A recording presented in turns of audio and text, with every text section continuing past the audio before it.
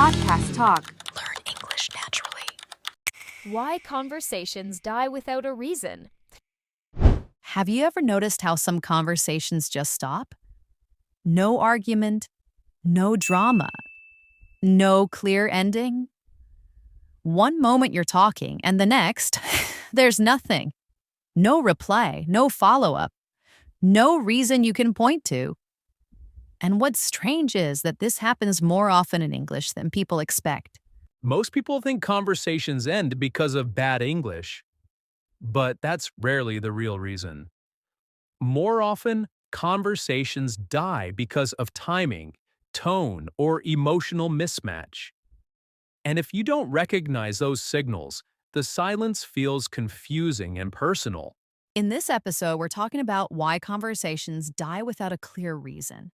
Not because of grammar, but because of how real communication actually works in English. We'll break down the moments where things quietly go wrong, the signals people miss, and what makes someone stop responding without saying goodbye. If you've ever felt confused after conversations suddenly ended, this episode is for you. Because understanding this changes how you communicate and how you interpret silence. One of the most common reasons conversations die is emotional imbalance. When one person is investing more energy, more detail, or more emotion than the other, tension appears. And instead of addressing it, people often withdraw quietly. Silence becomes the exit. Another reason conversations quietly disappear is expectation mismatch. One person thinks the talk is casual, light, almost optional. The other treats it as meaningful and emotionally loaded. When those expectations don't match, the conversation starts feeling heavy for one side and empty for the other. And instead of clarifying that gap, people often choose distance.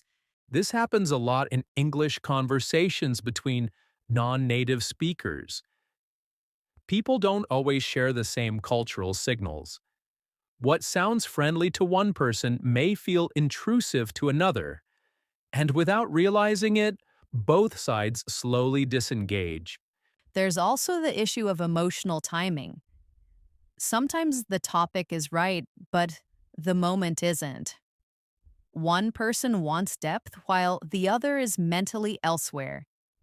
Instead of saying that honestly, people often give short answers or slow replies. That's usually the beginning of the conversation fading. What's important to understand is that silence is rarely random. It usually carries information. It signals discomfort, overload, or lack of alignment. When you learn to read that silence, conversations stop feeling confusing and start making sense. Another reason conversations fade is emotional overload. One person might share too much, too fast, without checking if the other side is ready. That doesn't mean openness is wrong. It simply means timing and pacing matter. When the balance breaks, silence becomes a way to protect emotional space. People rarely say, "This is too much for me right now." Instead, they pull back quietly. Shorter replies, slower responses, less engagement. From the outside, it looks like disinterest, but often it's emotional self-regulation. There's also fear of saying the wrong thing. In English, this fear becomes stronger. People hesitate, overthink, and delay replies.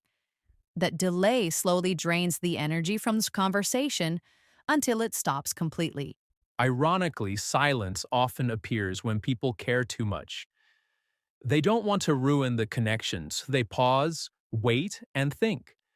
But without communication, that pause turns into distance. Understanding this changes how you interpret silence. Instead of assuming rejection, you start seeing complexity.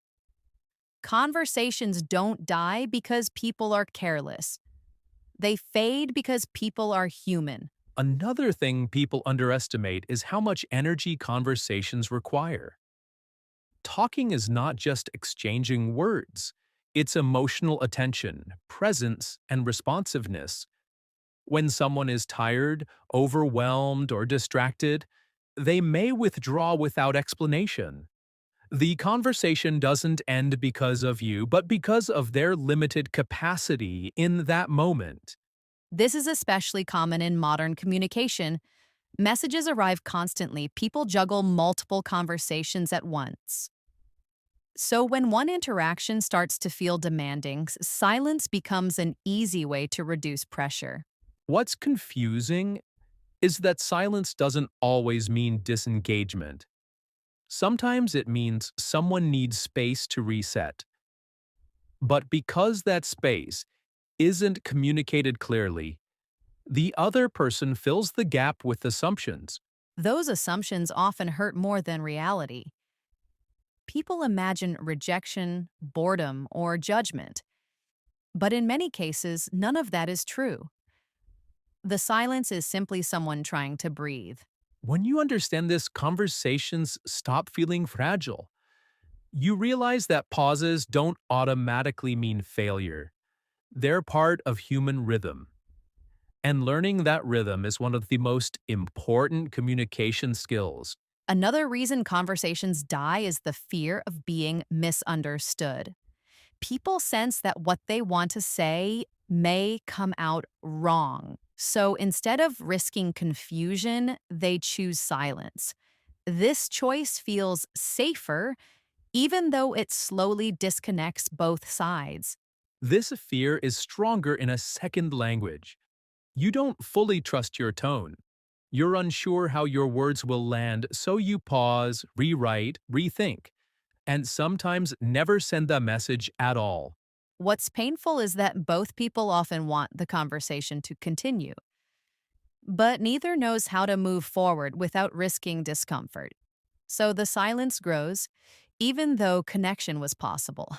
Conversations also die when curiosity disappears, when responses stop asking questions and become statements only. Without curiosity, dialogue turns into parallel monologues, and that quickly drains energy. Curiosity doesn't mean interrogation. It means showing interest in how the other person thinks and feels. When that interest fades, silence often follows naturally. Another quiet reason conversations end is emotional safety. If someone senses that their thoughts won't be received gently, they pull back. Not because they don't care, but because they're protecting themselves. Silence becomes a boundary when words feel risky. People rarely explain this directly. They don't say, I don't feel safe sharing right now. Instead, they reply less, change tone, or slowly disappear. The intention isn't harm, but self preservation. This is often misread as coldness or indifference. But emotional withdrawal is usually a response to perceived risk. When conversations feel unpredictable, people choose distance. Language plays a role here too. In English, emotional nuance can be hard to express clearly, so instead of explaining complex feelings, people simplify by saying nothing. Understanding this helps reduce personal blame. Not every silence is rejection. Sometimes it's a signal that someone needs safety more than conversation. Another reason conversations slowly disappear is emotional mismatch that goes unnoticed. Two people may be talking about the same topic but experiencing it very differently. One feels light and casual, the other feels exposed or serious. When that gap isn't acknowledged, tension builds quietly, and instead of addressing it directly, people often let the conversation fade because fading feels safer than confronting emotional difference. This mismatch is common in English conversations, especially between people from different backgrounds. Tone, humor, and openness don't always translate the same way. What feels normal to one person may feel overwhelming to another. Without shared emotional reference points, silence becomes the easiest resolution. Another quiet signal is when conversations lose mutual direction. Both people respond, but no one leads. Questions disappear. Replies become polite but empty. When direction fades, conversations don't end abruptly. They drift away. This drifting often feels confusing. There's no clear mistake to fix, no sentence to rewrite, just a sense that the conversation no longer has momentum. That lack of momentum makes continuing feel effortful, so silence slowly takes over. Many learners interpret this as personal failure. They replay messages and search for what went wrong, but often nothing went wrong. The conversation simply reached a natural pause that neither person knew how to reopen. Natural conversations rely on shared curiosity to restart. Without curiosity, pauses stay closed. In English, people sometimes avoid restarting because they fear sounding awkward or intrusive. That fear keeps silence in place. There's also the role of emotional expectation.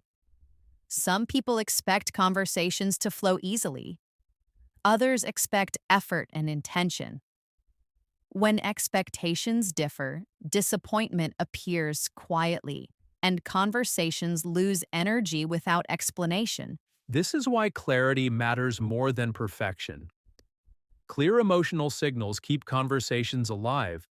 Even simple honesty about energy or timing can prevent silence from becoming permanent. When people feel allowed to say, "not now" or "I need a pause," conversations stay healthier. Silence stops being an ending, it becomes a temporary rest. Understanding this changes how you respond to fading conversations. Instead of chasing answers, you give space. Instead of blaming yourself, you read the context. That awareness protects both communication and confidence. Another pattern that quietly ends conversations is emotional imbalance over time. One person keeps adjusting, explaining, softening, and checking in. The other simply responds. That uneven effort slowly creates fatigue. And instead of asking for more balance, people often choose silence because it feels less confrontational than asking for reciprocity. This imbalance is especially common in second language conversations.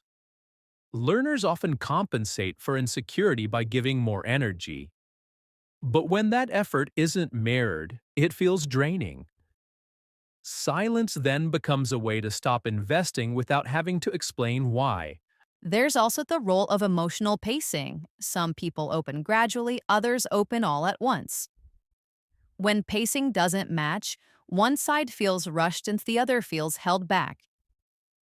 That friction often leads to withdrawal instead of conversation. People rarely name this mismatch. They don't say, or, this is moving too fast for me, and that's true. I will, or I need more depth. Instead, they reduce engagement. And over time, the conversation loses momentum without a clear ending. Another silent factor is emotional availability. Sometimes people want connection but don't have the capacity for it. They're present physically but not emotionally. That absence is felt, even when words continue. In these moments, conversations don't end suddenly, they thin out. Responses shorten, energy drops, and eventually silence settles in without announcement. What makes this confusing is that nothing feels wrong. There's no argument to explain the distance, only a gradual sense that the connection is fading. That uncertainty often hurts more than a clear ending. Natural communicators learn to read these slow signals. They notice changes in tone, timing, and effort. That awareness helps them respond with clarity instead of confusion. When you understand why conversations fade, you stop chasing explanations.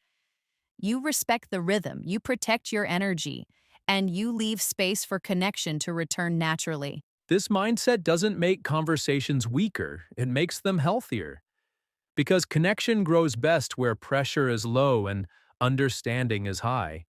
Ethan, have you ever noticed how a conversation can slowly die, even when both people are still replying? I remember texting a friend almost every day, and on the surface, everything looked normal. But the messages became shorter, less curious, less alive. I kept asking questions, sharing small stories, trying to keep the rhythm. And at some point, I realized I was the only one still emotionally present in that conversation. Yeah, Maya, I know exactly what you mean. I had a similar situation at work with someone I used to talk to regularly. Yeah, at first we exchanged ideas and opinions. Later it turned into short confirmations. Like the conversation was technically there, but emotionally gone. What made it difficult was that nothing was obviously wrong, so it felt awkward to address it directly. That's the hardest part, isn't it? When there's no clear conflict to react to, no argument, no misunderstanding you can fix. Just a quiet shift where the energy changes.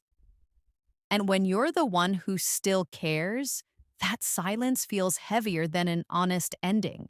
Exactly. And I think many conversations end not because people stop caring, but because they don't know how to adjust. They don't know how to say, I don't have the same energy right now, without sounding cold. So instead of explaining, they slowly step back. I've also noticed this in friendships, Ethan. Sometimes one person wants emotional depth while the other just wants something light.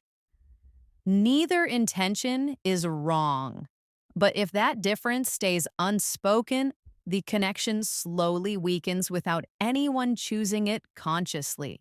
And instead of saying that out loud, people often disappear quietly. They answer later, they answer less. Eventually, they stop answering at all, not because they want to hurt anyone, but because silence feels easier than an uncomfortable conversation. What hurts most is not the silence itself, but the lack of explanation. When conversations fade without clarity, our minds start filling the gap with doubts. We question our words, our tone, our value, and that uncertainty stays longer than a clear goodbye. That's why understanding how conversations naturally end is so important. Not every ending means rejection. Some conversations simply reach a point where both people need something different. Recognizing that helps you let go without self-blame. I think if more people talked honestly about energy and capacity, conversations wouldn't disappear so quietly. Even saying, I need a pause keeps the door open. Silence doesn't have to mean the end. I agree, Maya. When people learn to read silence as information, not rejection, communication becomes healthier. Conversations stop feeling fragile. And we stop blaming ourselves for something that was never meant to last forever. You know, Ethan, the more we talk about this, the more I realize how many conversations simply because people don't know how to pause together. They think silence must mean something went wrong, but often it just means two people are processing differently. When we stop seeing silence as danger, conversations feel less fragile. I agree, Maya. I've noticed that once I stopped rushing to fix silence, conversations became calmer. Sometimes saying less actually keeps the connection alive. It gives the other person space instead of pressure. And that space often invites honesty back into the conversation. I wish more people understood that conversations don't need constant momentum. They need safety. When people feel safe, they return. When they don't, no amount of perfect wording will save the connection. That understanding also protects your confidence. You stop blaming yourself for every quiet ending. You realize that not every conversation is meant to continue. And that's not failure. That's alignment. When you stop forcing conversations to survive, communication becomes healthier. You listen more, you push less, and the conversations that do continue feel more real and mutual. If this topic feels familiar to you, you're not alone. We've all been confused by silence at some point. Understanding it doesn't remove the feeling completely, but it makes it easier to carry. If you want to keep learning how real conversations work in English, stay with us. And tell us in the comments what communication topics matter most to you. We'd love to continue this conversation with you.